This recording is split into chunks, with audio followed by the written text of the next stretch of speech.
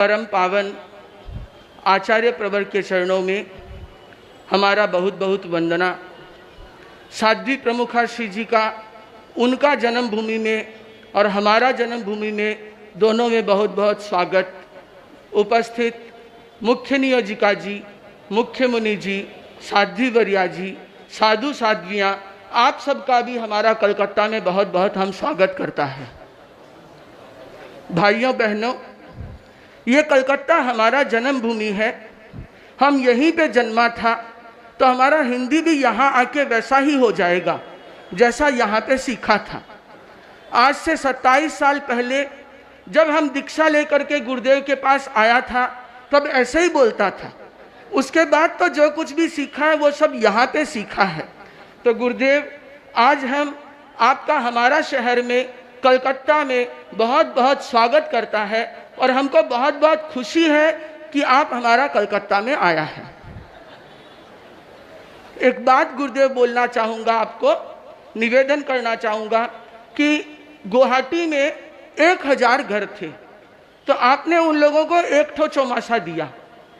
कलकत्ता में 6000-7000 घर है तो यहाँ तो कम से कम 6 ठो 7 ठो चौमासा तो मिलना ही चाहिए। एक ठो चौमासा से इतना बड़ा शहर कैसे काम चलेगा? हावड़ा जैसा अकेला गुवाहाटी के बराबर है, दक्षिण कलकत्ता अकेला गुवाहाटी के बराबर है, पूर्वांचल अकेला गुवाहाटी के बराबर है और पूरा कलकत्ता को मिला के केवल एक ठो चौमासा। इतना कमती समय से काम नहीं चलेगा, थोड़ा बेसी समय कलकत्ता के लिए निकालना होगा। गुरुदेव, आज आप लोग जब आप हावड़ा ब्रिज से आ रहा था आपने तो शायद पीछे मुड़ के नहीं देखा, पर यदि पीछे मुड़ के देखते तो आपको पूरा हावड़ा ब्रिज ऐसे लगता जैसे कोई कलकत्ता का खंगड़ा पट्टी, पगिया पट्टी, चीनी पट्टी, सूता पट्टी, ढाका पट्टी जैसा हो। चलने का जगह नहीं, पूरा हावड़ा ब्रिज आचार्य महाश्रमणमय बन चुका था। तो ये तो कलकत्ता का स्वागत समारोह था जिसको बोलता है कि ये तो केवल झांकी है, चातुर्मास बाकी है। तो गुरुदेव, कोलकाता में कोलकाता वालों ने आपका स्वागत किया। ये कोलकाता एक अलग तरह का शहर है, वैसा शहर नहीं है जैसा दिल्ली या बॉम्बे हुआ करता है, चेन्नई होता है, बेंगलोर होता है, वैसा कोलकाता नहीं है। कोलकाता है सिटी ऑफ जॉय। यहाँ पे सब लोग बहुत आनंद के साथ रहते हैं। फुटपाथ पे भी सोते हैं तो बहुत आनंद के साथ सोते हैं और फ्लैट में सोते हैं तो भी आनंद के साथ सोते हैं। यहाँ पे बाकी सब जगह तो जल को पिया जाता है, यहाँ जल को खाया जाता है। कोई जल नहीं पीता, यहाँ जल खाते हैं। तो ये शहर ही अपने आप में अलग तरह का है। यदि आप गुरुदेव डलहौजी और पार्क स्ट्रीट की ओर निकलेगा तो आप देखेगा कि वो पूरा शहर लंदन जैसा दिखता है। सारा ब्रिटिश तरह का वहाँ पे पूरा वहाँ का बसावट है, यूरोपियन स्ट्रक्चर है। तो ऐसे लगेगा जैसे कोई विदेश यात्रा के दौरान लंदन में आ गया है। और यहाँ कलकत्ता का तो बहुत चीज़ फेमस है। ट्राम अब कलकत्ता में ही चलता है, बाकी सब जगह बंद हो गया। आज भी बूढ़ा डब्बा की तरह आवाज करता हुआ सड़क पे चलता है जिसे कोई भी आदमी हाथ दे के रोक सकता है, आराम से सड़क पार कर सकता है। वो ट्राम सिर्फ कलकत्ता में है। यदि आदमी हाथ से हाथ रिक्शा चलाता हो तो वो सिर्फ कलकत्ता में है। और गुरुदेव, कल हम आपसे एक दिन पहले कलकत्ता आ गया था तो हम यहाँ के जब गली से निकल रहा था खंगड़ा पट्टी ओर से, तो हम देखा कि यहाँ पे वो ठेला गाड़ी मिलेगा जो बोलता था हैशा, जोर लगा के हैशा, पर यहाँ ऐसा कुछ भी नहीं मिला। 27 साल में सब कुछ बदल गया, कुछ वन वे हो गया, कहीं पे अभी इस दिन में अलाउ नहीं है, पर फिर भी कलकत्ता का एक अपना ही अलग मजा है। कलकत्ता एक ऐसा शहर है, यहाँ पे जो भी वहाँ से आता है राजस्थान से, हरियाणा से, वो मारवाड़ी बन जाता है। उसका कोई ना तो ओसवाल होता है, न अग्रवाल होता है, न तेरापंथी, न स्थानकवासी। उसका एक ही पहचान बचता है कि ये मारवाड़ी है। और गांव की तरह आज भी यहाँ पे मारवाड़ की लोग रहते हैं, क्योंकि बाकी जितना शहर है, दिल्ली हो, बॉम्बे हो, वहाँ पे किसी आदमी को कोई लेना देना नहीं है। मेरे पास वाला फ्लैट में कौन क्या करता है कोई मतलब नहीं है, पर यहाँ कलकत्ता में, पूरा कलकत्ता में कौन क्या कर रहा है सबको लेना देना है।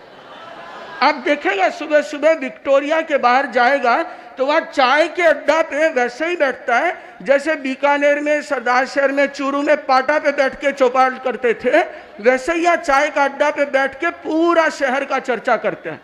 तो ये गांव जैसा एक शहर है जो अपने आप में एक अलग ढंग का शहर है। और यहाँ का 7 चीज बहुत फेमस है। 7 ठो चीज ऐसा है जो हर आदमी जानता है कि कलकत्ता जैसा दूसरी जगह नहीं मिलेगा। एक तो छेने का मिठाई, क्यों भाई, है ना, रसगुल्ला हो, संदेश हो, छेने का मिठाई मतलब कोलकाता। मिष्टी दही, मिष्टी दही और कहीं पे है नहीं है। तीसरा यहाँ का झालमुड़ी, झालमुड़ी जैसा यहाँ पे वैसा पूरा हिंदुस्तान में नहीं है। चौथा चीज शादी का कपड़ा, शादी का किसी का भी शादी हो, कहीं पे भी हो, चाहे गोवा करो चाहे बैंकॉक करो, कपड़ा कलकत्ता से जाएगा। पांचवा यहाँ का तिलचट्टा भी बहुत फेमस है, वो कहीं पे भी नहीं है। एक के घर में 100-150 तिलचट्टा पुराना मकान में मिलना कॉमन बात है।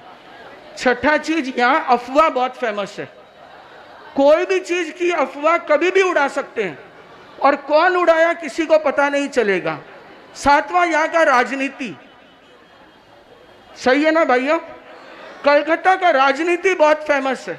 चाहे वो कहीं का हो, पॉलिटिक्स पार्टी का हो, चाहे समाज का हो भी क्यों नहीं, हर गांव में 4 लीडर होता है। चाहे वो लाडनू हो, सुजानगढ़, छापर, चाड़वास, बीदासर, डूंगरगढ़, मोमासर, राजलदेसर, रतनगढ़, सदाशहर, चूरू, सब का सब यहाँ के बैठ गया, तो यहाँ तो होना ही है। तो ये कलकत्ता इन 7 चीज़ों के लिए बहुत प्रसिद्ध है।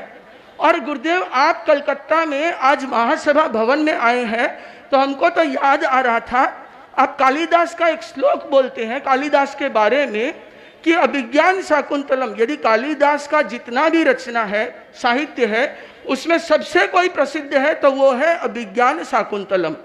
और अभिज्ञान शाकुंतलम में सबसे सुंदर कोई है तो वो है 4था सर्ग, और उसमें यदि सबसे महत्वपूर्ण कोई है तो 4 श्लोक।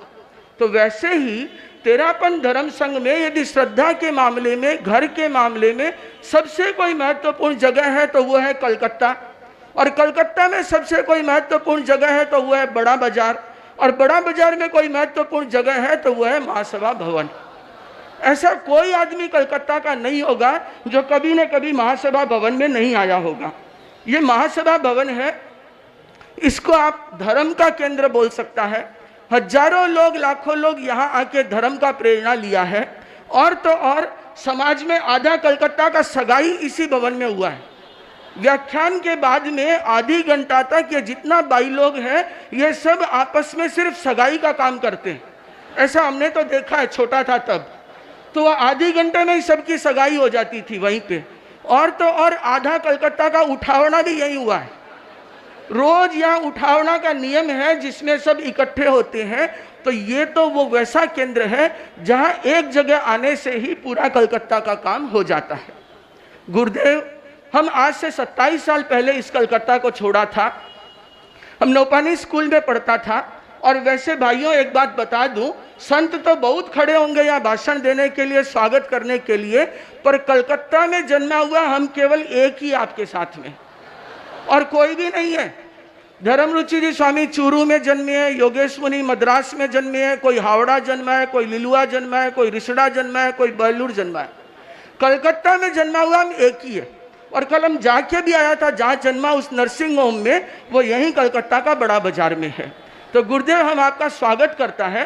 आज से पहले जब हम आपको देखने लाडनू जाता था तो हमको याद है, हम और हमारा भाई दोनों जाते थे जिस समय, संसार पक्षी भाई, तो ट्रेन में बैठ के हम लोग मोर देखते थे, क्योंकि यहाँ तो कोई मोर नहीं दिखता नहीं है।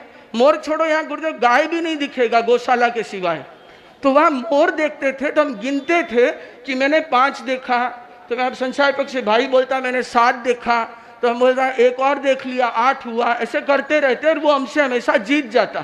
तो हम उदास होके बोलता कोई बात नहीं भाई, हम महाराज बनेगा उसके बाद हम राजस्थान में रहेगा, हम तुमसे बेसी मोर देखेगा।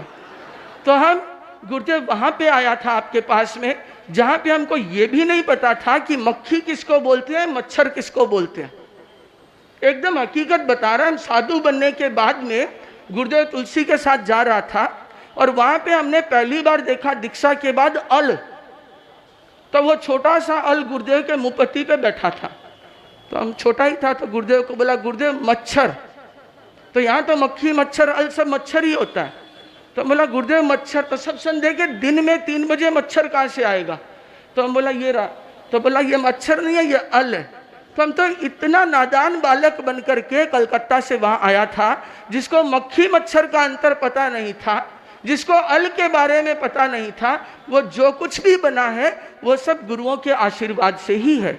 आप तो ऐसे हैं जैसे चुंबक होता है, तो बाकी तो क्या करते हैं, पारस पत्थर लोहे को सोना बनाता है, अपने जैसा नहीं बनाता। एक चुंबक ऐसा है जो लोहे को अपने साथ रख के उसको चुंबक बना देता है। तो एक गुरु ऐसे होते हैं जो शिष्य को अपने साथ रख करके तैयार करते हैं। तो आप तो चुंबक जैसे ही हैं।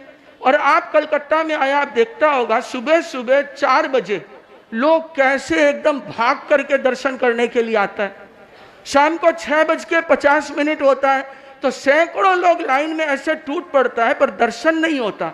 तो गुरुदेव हम आपको निवेदन करेगा कि कलकत्ता में तो इतना श्रद्धालु लोग हैं, तो आप चरण स्पर्श का थोड़ा सा टाइम बढ़ा दीजिए। कम से कम 1-2 घंटा टाइम तो होना ही चाहिए कि कलकत्ता वाले एक बार तो चरण स्पर्श दिन में कर ही सकें। तो गुरुदेव आप यहाँ पे आए हैं और पूरा कलकत्ता अभी केवल 2 ही रंग में रंगा हुआ है। आप नज़र दौड़ाइए कहीं भी, पूरा कलकत्ता में एक तो ब्लू एंड वाइट जो ममता दीदी ने किया है, कहीं भी जाइए सब चीज़ को लाल को ब्लू एंड वाइट कर दिया, और दूसरा रंग महाश्रमण का रंग। तो पूरा कलकत्ता आचार्य महाश्रमण के रंग में रंगा है। जो देखो जिधर आचार्य उधर ही सब लोग जा रहा है। तो गुरुदेव ऐसा कलकत्ता में आपका चतुर्मास होने जा रहा है। राजार हाट में आपका चतुर्मास होगा। भाइयों याद रखना, ऐसा का ऐसा उत्साह अपने को राजार हाट में दिखाना है कि गुरुदेव का मन हो जाए कि जैसे एक बार सिरियारी का चौमासा पोस्टपोन करके 1 साल आगे सिरकाया था, वैसे ही चेन्नई, बेंगलोर, हैदराबाद भी 1-1 साल आगे सिरका दे। तो गुरुदेव ये कलकत्ता तो आंदोलन का जगह है, या नारा लगाना हो तो लोग हमेशा तैयार होते हैं। मैं कहना चाहूँगा बेसी समय देबो होबेर, देबो होबेर, देबो होबेर।